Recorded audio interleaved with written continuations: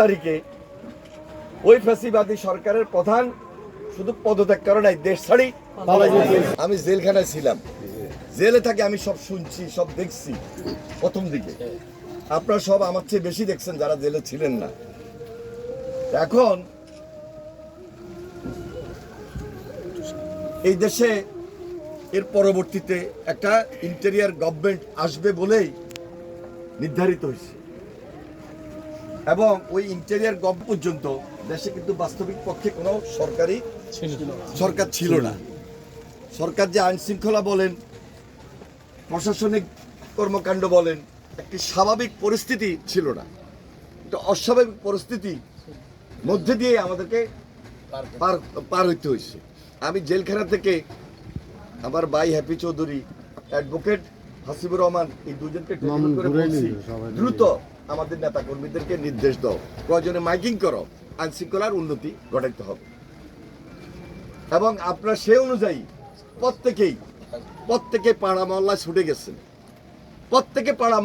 গেছেন, যদি হিসাব করে দেখেন গত 15, 16, 17 বছরে যেই পরিমাণ অত্যাচার, নির্যাতন, খুন খারাপি, গুম করছে, সেই হিসাবে 5 তারিখ 6 তারিখে আরো অনেক বেশি হওয়ার কথা ছিল, আরো অনেক বেশি হতাহত হওয়ার কথা ছিল, সম্ভাবনা ছিল। কিন্তু আল্লাহর হুকুম, আমাদের নেতা তারেক রহমান যে সিদ্ধান্ত দিচ্ছেন, আমরা মাঠ কর্মীরা যখন শক্তভাবে এটা ফিল্ড পর্যায়ে মোকাবেলা করছি, এই হতাহত বলেন, অত্যাচার, নির্যাতন, কাউন্টার বলেন, এগুলো আর হয় নাই। একটা সুন্দর স্বাভাবিক পরিবেশ ইতিমধ্যে আমাদের মধ্যে চলে আসছে। এর মধ্যে ইন্টেরিয়র গভর্নমেন্টের প্রধান হিসাবে প্রফেসর ডক্টর মোহাম্মদ ইউনূস দায়িত্ব গ্রহণ করেছে। এখন আমাদের কাজটা কি? কেন আমি লক্ষ্মীপুরে তাড়াতাড়ি ছুটে আসছি? এই সরকারকে আমাদের সর্বাত্মক সহযোগিতা করতে হবে। এই সরকারকে সহযোগিতা করতে হলে এখানে যারা প্রশাসনের দায়িত্বে আছেন তাদেরকে সহযোগিতা করতে হবে। কারণ পুলিশের কর্মকাণ্ড এখনো ভালোভাবে শুরু হয় নাই।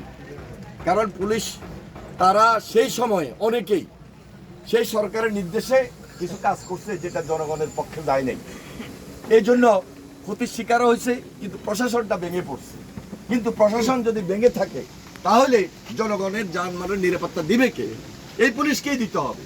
এই জন্য পুলিশ এখন কর্মকাণ্ড শুরু করছে। তারপরে হাইকোর্টে দেখেন বিচারপতিরা, সেখানেও কর্মকাণ্ড শুরু হয় নাই, গতকালকে থেকে সেটা শুরু হয়েছে। এই যে প্রক্রিয়া দিন, প্রত্যেকটা ডিপার্টমেন্টে এখন নতুন উদ্যমে নতুনভাবে কাজ করতেছে। এই কাজ করার ক্ষেত্রে আমাদেরকে সহযোগিতা দিতে হবে, এটা হলো কাজ। এই সহযোগিতা যদি আমরা অব্যাহত রাখি তাহলে আইনশৃঙ্খলার উন্নতি হবে, দেশে একটা স্বাভাবিক রাজনৈতিক পরিবেশ এবং গণতন্ত্রের পরিবেশ সৃষ্টি হবে। যদি সৃষ্টি না হয় তাহলে বিপদগ্রস্ত আমরা হইতে পারি। আমরা সাধারণ মানুষ হবো, আমরা যারা বিএনপি করি আমরা তারা হবো, এই যে ছাত্ররা যারা আন্দোলন করছে তারা হবে। তার মানে পুরা দেশ ক্ষতিগ্রস্ত হবে। গতকালকেও দেখেন গোপালগঞ্জে দা ছেড়ে নিয়ে তারা নামছে। তারা আবার এখন বিদেশ থেকে বলতেছে 15ই আগস্ট যথাযথ মর্যাদায় ব্যাপকভাবে তারা পালন করবে। এটা কিন্তু আমাদের জন্য একটা থ্রেট নিয়ে আসছে, একটা স্বাভাবিক পরিস্থিতিটাকে আবার অস্বাভাবিক করার জন্য। এটা হইতে দেওয়া যাবে না। সুযোগ যদি তারা পায় তাহলে এবার আর আমাদেরকে ছাড়বে না। কারণ এরা যেই মুখোশ পরে নামে, যে জিনিস হাতে দিয়ে নামে, এগুলো ভয়াবহ এবং ভয়ঙ্কর। আমরা কোনো সময় এই ধরনের অস্বাভাবিক রাজনীতি করি নাই। আজকে তারা অস্বাভাবিক রাজনীতি করছে বলেই আবার অস্বাভাবিক একটা পরিবেশ পরিস্থিতি সৃষ্টি করতে চায়। এই সুযোগ বাংলাদেশের মানুষ আর দিবে না। বিশেষ করে এই আন্দোলনের নেতৃত্বে ছিল ছাত্ররা। ছাত্র জনতা যখন এক হয়েছে, তারা আজকে শপথ গ্রহণ করছে কোনোভাবেই যেন এই অপশক্তি আবার এই দেশের মানুষের উপর অত্যাচার, নির্যাতন না করতে পারে। তাহলে এখন আমাদের গ্রামে গঞ্জে কাজ কি, পাড়া মহল্লায় কাজ কি, ওয়ার্ডে কাজ কি, ইউনিয়নে কাজ কি, থানায় কাজ কি, উপজেলায় কাজ কি, জেলায় কাজ কি, এটা আমাদের ভাগ করে নিতে হবে। এরা কি সবাই বিদেশ চলে গেছে? সবাই বিদেশ যায় না, অনেকেই দেশে আছে। কিন্তু যারা দেশে আছে এদেরও তো বিচার হইতে হবে। যারা হত্যাকাণ্ড ঘটাইছে, এই সরকার বলছে যে তাদের বিচার করবো, সেই বিচারে তো আমাদের দেখতে হবে। যদি বিচার না হয় তাহলে এরা আরেকটা সুযোগ নেওয়ার চেষ্টা করবে। এই সুযোগটার নেওয়া মানে কি? আমাদের উপর অত্যাচার, নির্যাতন আবার করা। আমাদের চরসা ইউনিয়ন অথবা অন্য ইউনিয়ন সবার প্রতি একই মেসেজ। গতকালকে আমরা যারা এই আন্দোলন সংগ্রামে হত্যা হয়েছে, শহীদ হয়েছে, তাদের বাড়িতে বাড়িতে গেছে। এখন আপনাদের কাজ হলো আপনাদের মধ্যে যে একটা ইউনিটি সৃষ্টি হয়েছে, আমি খুব খুশি হয়েছি। আমি এটা ভাবি নাই, এতদূর আমি চিন্তা করি না যে আমরা একত্রিত আইবেন, কারণ একত্রিত হই যে আপনারা আইছেন, এর চেয়ে বেশি খুশি আর সাধুবাদ জানানোর ভাষা আমার নাই। তবে আমাদের এই এলাকায় কিছু টাইটেলদারি লোক আছে। আমাদের দল চলে একটা নিয়মতান্ত্রিক, কেন্দ্র আছে, জেলা আছে, উপজেলা আছে, ইউনিয়ন আছে, ওয়ার্ড আছে। প্রত্যেক জায়গায় আমাদের দায়িত্বশীল লোকের দায়িত্ব ভাগ করা আছে। এর বাইরে কিছু লোক টাইটেল লয়ে চলতে স্যার, টাইটেলের রাজনীতি আমি করি। কেউ যদি করে থাকেন চিন্তা করেন যে আওয়ামী লীগ উড়াল দিছে, এই সুযোগ, এই সুযোগে কিছু সদ্ব্যবহার করবো। কোন সুযোগ আমরা দেব না। আমাদের নাম ব্যবহার করি, আমাদের নাম ব্যবহার করি, অপশক্তি কেউ আমাদের ভিতরে অনুপ্রবেশ করি, ষড়যন্ত্র করি, আমাদের দলের ভাবমূর্তি যদি কেউ নষ্ট করতে চায়, অতীত এই সুযোগ আমি দিই নাই, সামনে আমি দিব না।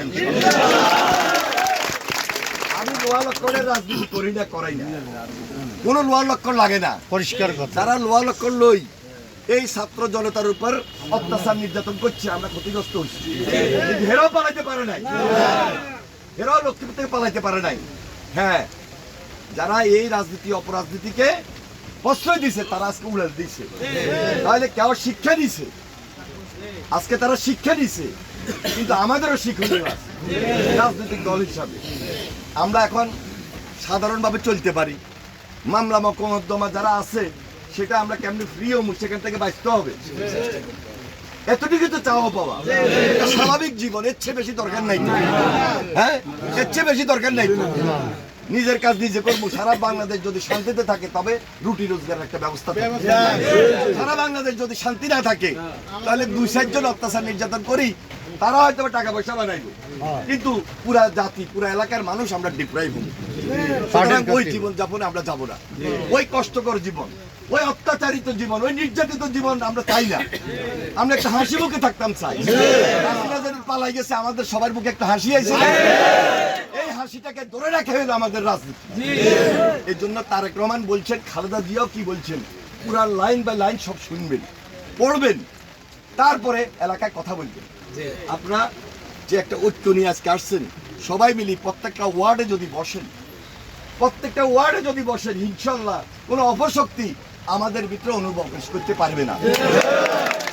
কোনো ষড়যন্ত্রের কাছে মাথা নত করে নাই, কোনো অত্যাচার নির্যাতন সন্ত্রাসের কাছে মাথা নত করে নাই। একটা সুন্দর লক্ষ্মীপুর দরকার। ইনশাল্লাহ আমরা সবাই তারেক রহমানের নেতৃত্বে, খালেদা জিয়ার নেতৃত্বে সুন্দর লক্ষ্মীপুর গড়ব। আমি বেশি কথা বললাম না, আমার অল্প কথা সব বুঝে গেছে। এই সরকারকে সহযোগিতা করা, এই সরকারকে সহযোগিতা করতে হলে কি কি কাজ করতে হবে সেগুলো আমাদেরকে মাথায় আনতে হবে। রাজনীতি বুঝতে হবে। গুড়ে রাজনীতি করলাম, সিলে কান লেগে হবে না। বাস্তবিক পক্ষে বাস্তব জিনিসটা বুঝতে হবে। হিন্দু ভাইয়েরা আছে, হিন্দু সম্প্রদায়ের লোকজন, তাদের বাড়িতে তারা হামলা করে অনেক সময়। পরাজিত শক্তি, অপশক্তি আগুন ধরায় দেয় বাড়ির পাকঘরের সামনে। কয় যে রাজ্যের অন্ধকারে তাদের অ্যান্টি লোকজন আমাদেরকে বোঝায় যে বিএনপি লোকজন আই এগিয়ে করে গেছে না, এজন্য আমাদেরকে পাহারা দিতে হবে। বিএনপি যখন ক্ষমতায় আসে, এখন তো আমরা ক্ষমতা আসি নাই, ইনশাল্লাহ জনগণের যদি একটা স্বাভাবিক পরিবেশ হয়, তখন আল্লাহ যদি নাজিল করে, তাহলে আমরা এই দেশের দায়িত্ব অতীত গ্রহণ করছি, ভবিষ্যতও করবো।